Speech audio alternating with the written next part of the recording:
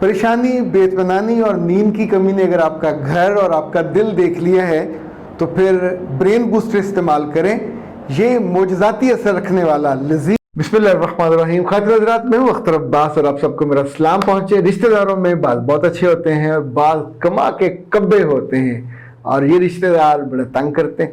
لیکن کبھی آپ نے سوچا ان رشتہ داروں سے اچھا سلوک کرنے کا فائدہ کیا ہے؟ برا سلوک تو آپ کر ہی رہے ہوتے ہیں۔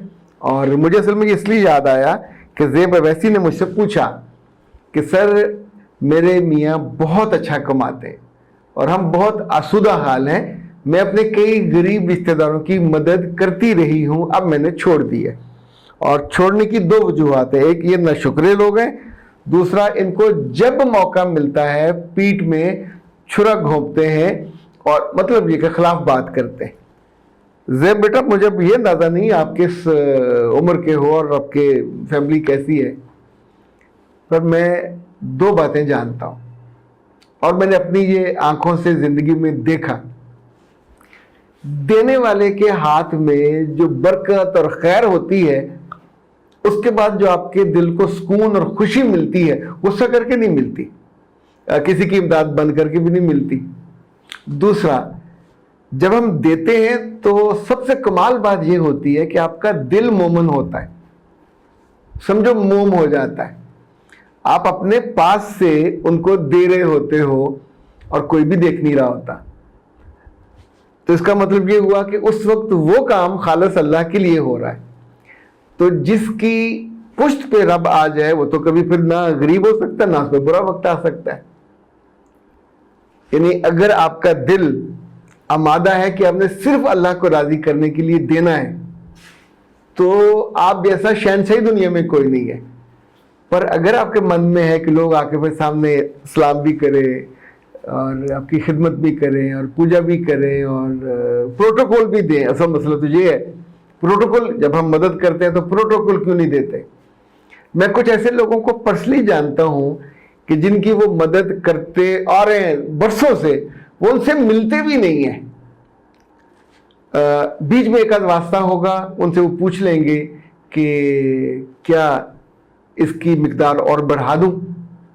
آگے سے آتا جواب نہیں، اللہ کا شکر ہے اس سے گزارا ہو رہا ہے۔ بعض کیسز میں نے ایسے لوگ بھی دیکھے جنہوں نے کہا کہ نہیں، اب میرے بچے بڑے ہو گئے ہیں اور اب آپ نہ بھیجیے۔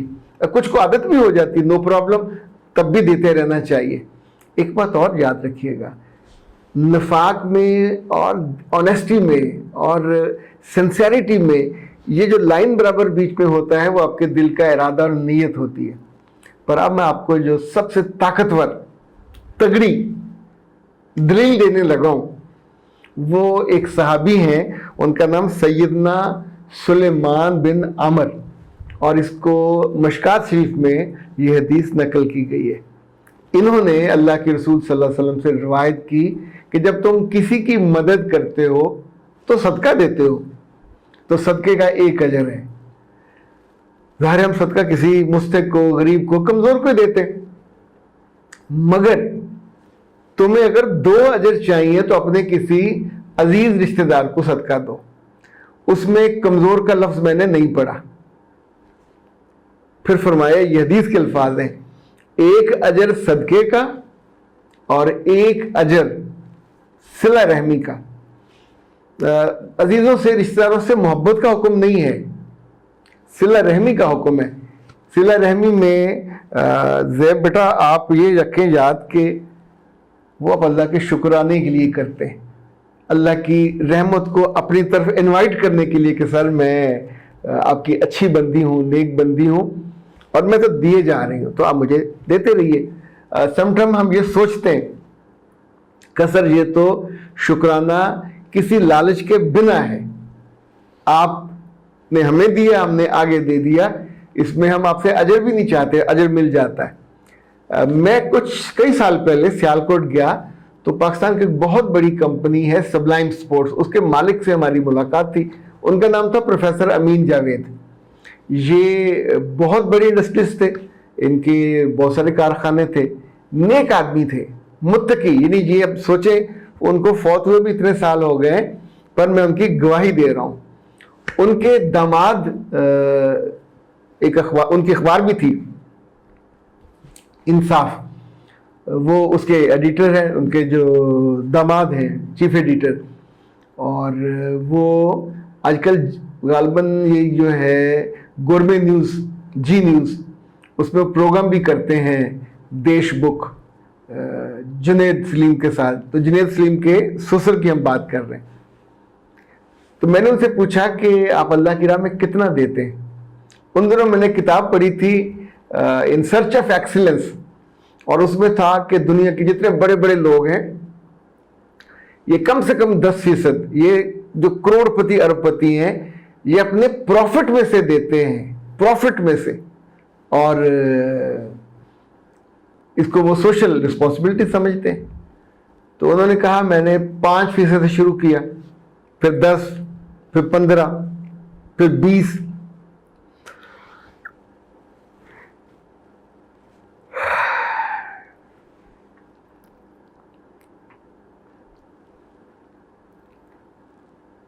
پھر 25، پھر 30، پھر جب میں 35 پہ پہنچا تو مجھے یوں لگتا تھا کہ میرے گھر کی اور میری فیکٹری کی جو چھتیں ہیں وہ اڑ گئی ہیں، اور وہاں سے صرف دولت اور اللہ کا رحم اور کرم برستا تھا. تب ان کے پاس 10,000 سے زیادہ لوگ کام کرتے تھے، 10,000. تو میں نے ان سے کہا کہ آپ کے بچوں نے کبھی آپ کو منع نہیں کیا؟ ان کا ایک بیٹا بعد میں سیالکوٹ کا ضلع کا ناظم بنا، ایک بیٹا بعد میں جو ہے یوتھ کا سیکٹری بنا، تو ایک بیٹا ان کا مسلم لیگ میں تھا، ایک شاید کاف میں تھا. اچھا، یہ مختلف ان کے اپنے اپنے، ظاہر گھر میں انہوں نے کوئی سختی نہیں کی ہوگی، لوگ بچوں نے اپنی اپنی مرضی کی جو پالیٹکس کی. کہنے لگے میرے بچوں نے مجھے منع بھی کیا. تو پھر میں نے ان سے کہا کہ دیکھو میں نے جب شروع کیا تو میں نے تو 5,000 سے شروع کیا تھا.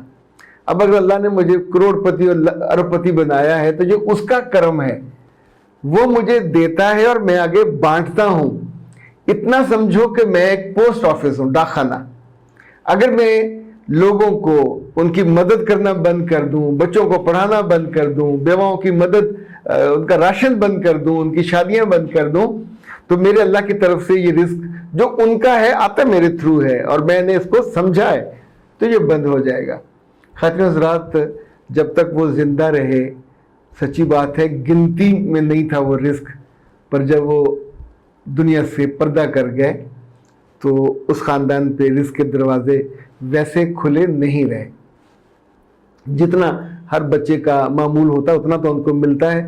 اللہ ان کو اچھی زندگی دے، ایمان والی زندگی دے، آسودگی کے ساتھ جیتے. لیکن سوچیں کہاں 10,000 بندہ آپ کا ملازم ہو، اتنی فیکٹریاں وہاں پہ کام ہوتے ہوتے، یعنی میرا خیال سبلائم کے بارے میں نے سنا کہ یہ بھی بند ہو گئی ہے، اور it's not a good news. اسی طور پہ جب آپ اپنے غریب اور مستحق غریب یعنی جو رشتہ دار ہیں ان کا رزق بند کرتے ہیں، ایون اپنی مائیوں کو بھی دیتے رہنا چاہیے، اپنے واچ مینوں کو بھی دیتے رہنا چاہیے، اور جو آپ کے لیے کام کر رہے ہوتے ان کو بھی دیتے رہنا چاہیے. میری اہلیہ کی ایک بڑی مزے کی عادت ہے، جب ہم کسی مال پہ جاتے ہیں تو واپسی پہ، چونکہ مال میں عام طور پہ ٹپ لینے کا رواج نہیں ہوتا، اپنی چیزیں اٹھائیں، ٹرالی میں رکھیں یا بل دیا، تو وہ باہر کھڑے ہو کے جو واچ مین کھڑے ہوتے ہیں ان کو روک کے وہ ضرور پیسے دیتی ہیں، اور عام طور پہ 100 سے کم نہیں دیتی. اور ان کا جو نقطہ نگاہ وہ یہ ہے کہ جب ہم کسی کو ان ایکسپیکٹڈ خوشی، یہ حدیث کے الفاظ ہیں، کسی کو ان ایکسپیکٹڈ خوشی دیتے ہیں، اس کی توقع سے زیادہ یا توقع کو تھی نہیں آپ نے دے دیا، تو وہ خوشی ہے وہ اللہ کو بہت پسند ہے. تو اگر آپ اپنے رب کو راضی رکھنا چاہتے ہیں تو بسم اللہ. پھر کبھی غم نہ کریں کہ انہوں نے پیٹھ پہ باتیں کی ہیں، تنگ کیا ہے، کچھ بھی. بس پھر آپ بے نیازی سے دیتے رہیں، اور میرا رب بھی بے نیازی سے آپ کو نوازتا رہے گا، آپ کو بھی، آپ کی اولاد کو بھی، اور خود آپ کے ماں باپ کو بھی اس کا اجر ملتا رہے گا. اختر عباس کو دیجیے اجازت. السلام علیکم.